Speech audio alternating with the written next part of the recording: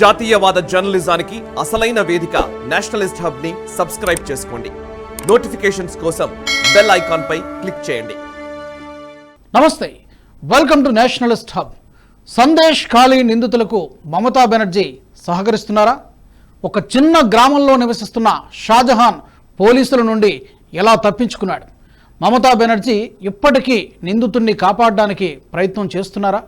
MLA పదవి కూడా లేని షాజహాన్ ఇంత దారుణాలకు పాల్పడిన మమతా బెనర్జీ సహకరించడానికి కారణమేంటి తెలుసుకునే ప్రయత్నం చేద్దాం.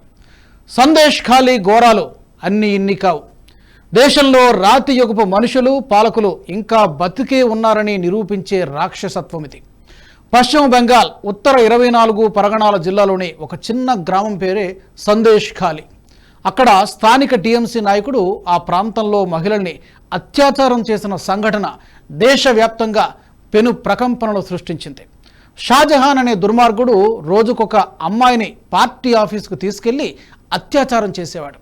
తమకు ఇష్టం వచ్చినన్ని రోజులు పార్టీ ఆఫీసులోనే ఉంచి తమ కామవాంఛ తీర్చుకున్నాడు. ఇది కొన్ని నెలలుగా జరుగుతున్నా ఎవ్వరూ పట్టించుకోలేదు. పోలీసులకు ఫిర్యాదు చేసినా లాభం లేకుండా పోయింది. ఫిర్యాదు చేసినందుకు పోలీసులే మద్యం సేవించి తమపై అత్యాచారం చేశారని బాధితులు చెబుతున్న పరిస్థితి. దీంతో బాధితులే రోడ్డెక్కారు. చీపుర్లు కర్రలు పట్టుకుని షాజహాన్కు వ్యతిరేకంగా ఉద్యమాలు చేశారు. దొరికితే రోడ్డుపైనే మట్టు పెట్టేవారు. కానీ ఆ దుర్మార్గుడు తప్పించుకున్నాడు.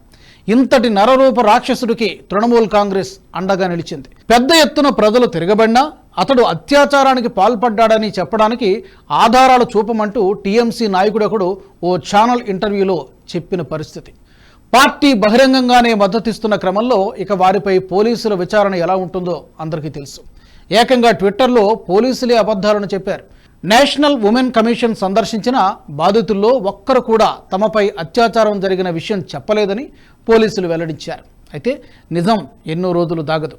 ప్రజలు మీడియా ముందుకు వచ్చి తమ గోడును చెప్పుకుంటున్నారు. పోలీసులు ప్రకటించింది పూర్తిగా తప్పని నిరూపిస్తున్నారు. దీనిపై తాజాగా ఫ్యాక్ట్ ఫైండింగ్ కమిటీని కూడా మమతా బెనర్జీ అడ్డుకుంది. పాట్నా హైకోర్టు మాజీ ప్రధాన న్యాయమూర్తి ఎల్ నరసింహారెడ్డి నేతృత్వంలోని ఫ్యాక్ట్ ఫైండింగ్ కమిటీ తాజాగా సందేశ్ ఖాళీ ప్రాంతానికి వెళ్లడానికి ప్రయత్నం చేసింది.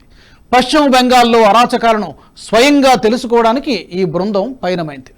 6 సభ్యుల బృందంలో రెడ్డి, మాజీ ఐపీఎస్ అధికారి రాజ్పాల్ సింగ్, జాతీయ మహిళా కమిషన్ మాజీ సభ్యుడు చారు వాలి ఖన్నా, న్యాయవాదులు OP Vyas, Bhava Bajaj, senior journalist Sanjeev Nayak ఉన్నారు. అయితే వీరిని కూడా మమతా బెనర్జీ అడ్డుకున్నారు. అక్కడి ప్రాంతంలో నిజాలేవి ప్రపంచానికి తెలియకూడదని అనుకున్నారేమో. నిజ నిర్ధారణ కమిటీని ఆ ప్రాంతంలో కాలు మోపకుండా అడ్డుకున్నారు. సందేశ్ ఖాళీలోని కొన్ని ప్రాంతాల్లో 144 సెక్షన్ అమల్లో ఉందని పోలీసులు వారిని అడ్డుకున్నారు. 4-5 గుంపులుగా వచ్చినా వారు ఆ ప్రాంతానికి వెళ్ళకూడదట. అందుకే వారిని నదీ తీర ప్రాంతానికి 52 కిలోమీటర్ల దూరంలో వసంతి హైవేపై ఉన్న భోజర్ హాట్ ప్రాంతంలో నిలిపేశారు. దీనిపై జాతీయ మహిళా కమిషన్ సైతం ఆగ్రహం వ్యక్తం చేసింది. సందేశ్ ఖాళీని సందర్శించిన జాతీయ మహిళా కమిషన్ చైర్పర్సన్ రేఖా శర్మ ఈ ఘటనపై దిగ్భ్రాంతి వ్యక్తం చేశారు. ముఖ్యమంత్రి మమతా బెనర్జీ రాజీనామా చేయాలని డిమాండ్ చేశారు. రాష్ట్రంలో రాష్ట్రపతి పాలన విధించాలని పేర్కొన్నారు. అయితే ఇంత జరుగుతున్నా మమతా బెనర్జీ షాజహాన్ను ఎందుకు అరెస్టు చేయలేదు అన్న సందేహం అందరికీ వస్తోంది. పశ్చిమ బెంగాల్లో మమతా బెనర్జీ ప్రభుత్వంపై రేషన్ బియ్యం కుంభకోణంలో భారీగా అవినీతి జరిగిందనే ఆరోపణలున్నాయి. దీని విలువ సుమారు 10,000 కోట్లకు పైమాటే. ఈ స్కామ్లో షేక్ షాజహాన్ ప్రధాన నిందితుడు. పశ్చిమ బెంగాల్ పబ్లిక్ డిస్ట్రిబ్యూషన్ సిస్టంలో అక్రమాలు గుర్తించబడ్డాయి. సబ్సిడీకి ఆహార ధాన్యాలను అందించడం ద్వారా పేద ప్రజలకు ఆహార భద్రత కల్పించడంలో ఈ వ్యవస్థ కీలక పాత్ర పోషిస్తుంది. ఈ పీడిఎస్లో బెంగాల్ కేంద్రంగా భారీగా లబ్ధిదారులు చేరారు. దేశమంతా పేదలు తగ్గి వైట్ రేషన్ కార్డులు తగ్గుతుంటే పశ్చిమ బెంగాల్లో మాత్రం ఈ సంఖ్య పెరుగుతూ వచ్చింది. వైట్ రేషన్ కార్డులు పెరగడంతో పాటు బియ్యాన్ని బ్లాక్ మార్కెట్కు మళ్లించడం కూడా జరుగుతోంది. మమతా బెనర్జీ ప్రభుత్వంలో జరుగుతున్న ఈ అక్రమాలపై ఈడీ ముఖ్యంగా దృష్టి సారించింది. బెంగాల్లో ఈ రేషన్ను పక్కనే ఉన్న బంగ్లాదేశ్కు తరలిస్తున్నట్టు తెలుస్తోంది. రాష్ట్రంలోని పేద ప్రజలకు సబ్సిడీ ధరకు సరఫరా చేయాల్సిన బియ్యం, గోధుమలు అలాగే ఇతర వస్తువులను ప్రభుత్వం నిర్దేశించిన దానికంటే తక్కువ పరిమాణంలో సరఫరా చేసి మిగిలిన ఆహార ధాన్యాలను విక్రయించినట్టు వెల్లడైంది. అంటే కిలో రేషన్కు బదులు 600 గ్రాములు మాత్రమే లబ్ధిదారులకు అందజేస్తున్నారు. దీంతో ఈడీ రంగంలోకి దిగింది. రాష్ట్ర వ్యాప్తంగా దాడులు చేసి అనుమానితుల్ని ప్రశ్నిస్తోంది. ఈ కుంభకోణంలో పశ్చిమ బెంగాల్ మంత్రి జ్యోతి ప్రియా మల్లిక్ను ఎన్ఫోర్స్మెంట్ డైరెక్టరేట్ గత ఏడాది అక్టోబర్లోనే అదుపులోకి తీసుకుంది. ఈ రేషన్ కుంభకోణంలో మంత్రి ప్రమేయం ఉందనే ఆరోపణల నేపథ్యంలో ఈడీ ఆయన్ని అదుపులోకి తీసుకుంది. అటవీ శాఖ మంత్రిగా ఉన్న ఆయన గతంలో పౌర సరఫరాల శాఖ మంత్రిగా పనిచేశారు. రేషన్ డిస్ట్రిబ్యూటర్లకు సరఫరా చేయాల్సిన బియ్యం, గోధుమలను బహిరంగ మార్కెట్లో అక్రమంగా విక్రయించినట్టు ఆరోపణలు ఎదుర్కొంటున్న వ్యాపారవేత్త బాకీబుర్ రెహమాన్ను సైతం ఈడీ అరెస్టు చేసింది. మల్లిక్తో ఆ వ్యాపారవేత్తకు సన్నిహిత సంబంధాలున్నాయని ఈడీ అధికారులు గుర్తించారు. ఆయన పౌర సరఫరాల శాఖ మంత్రిగా పనిచేస్తున్నప్పుడే కోట్ల రూపాయల విలువైన సరుకులను పక్కదారి పట్టించారని ఈడీ ఆరోపించింది.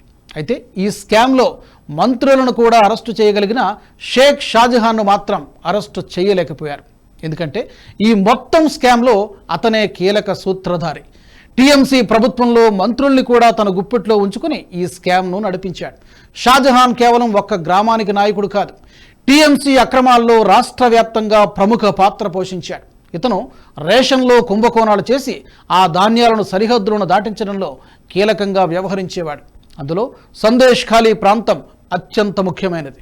ఈ ప్రాంతం బంగ్లాదేశ్ సరిహద్దుల్లో ఉండడంతో పాటు నదీ పరివాహక ప్రాంతం కావడంతో సరిహద్దులు దాటించడం చాలా సులభంగా ఉండేది.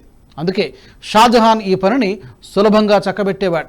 వేల కోట్ల రూపాయల కుంభకోణానికి సంబంధించి షాజహాన్ దగ్గర లెక్కలున్నాయి. వాటికి సంబంధించిన లావాదేవీలన్నీ షాజహాన్ చూసుకునేవాడు. అందుకే అతన్ని పట్టుకుంటే మమతా బెనర్జీ అవినీతి కోటలు బద్దలవుతాయనే భయంతోనే ఇప్పటికీ నిందితుడికి సహకరిస్తూనే ఉంది. అందుకే గతంలో షాజహాన్ షేక్ ఇంట్లో ఈడీ అధికారులు సోదాలు నిర్వహించిన సమయంలో కూడా అధికారులపై స్థానిక టీఎంసీ కార్యకర్తలు దాడులకు పాల్పడ్డారు. దాడి చేయడం ద్వారా షాజహాన్ తప్పించుకోవడానికి సహకరించారు. దీంతో అప్పటి నుంచి ఆయన పరారీలోనే ఉన్నాడు. ఈ నేపథ్యంలో ఆయనపై ఎన్ఫోర్స్మెంట్ డైరెక్టరేట్ లుకౌట్ నోటీసులు కూడా జారీ చేసింది. అయితే షేక్ షాజహాన్ అప్పటి నుంచి సందేశ్ ఖాళీ గ్రామంలోనే ఉన్నా కూడా అతన్ని బెంగాల్ పోలీసులు అరెస్టు చేయలేదు. నిందితుడిపై ఈడీ లుకౌట్ నోటీసులు జారీ అయినా స్పందించలేదు. గ్రామంలో అరాచకాలను అలాగే కొనసాగిస్తున్నాడు. మహిళల్ని అత్యాచారం చేయడం కొనసాగించాడు. భూ కబ్జాలకు అడ్డు వచ్చే వారిలో ఏ ఒక్కరిని వదలలేదు. ప్రజలు తిరగబడితే కానీ అతడు అక్కడే ఉన్నాడని బయటి ప్రపంచానికి తెలియలేదు. దీంతో షాజహాన్కు దీదీ అండ ఎంత ఉందో మనం అర్థం చేసుకోవచ్చు. తాజాగా హైకోర్టు అడిగినా కూడా పోలీసులు అతన్ని పట్టుకోలేకపోతున్నారు. అతడికి ఉన్న మమతా బెనర్జీ అండే దీనంతటికీ కారణం. అతడు అరెస్ట్ అయితే మమతా కోటలో బద్దలయ్యే అవకాశం ఉంది కాబట్టి దీదీ అతన్ని కాపాడుకుంటూ వస్తున్నారు. తన అధికారం కోసం అమ్మాయిలను అత్యాచారం చేసే దుర్మార్గుడిని కాపాడుతోంది మమతా బెనర్జీ.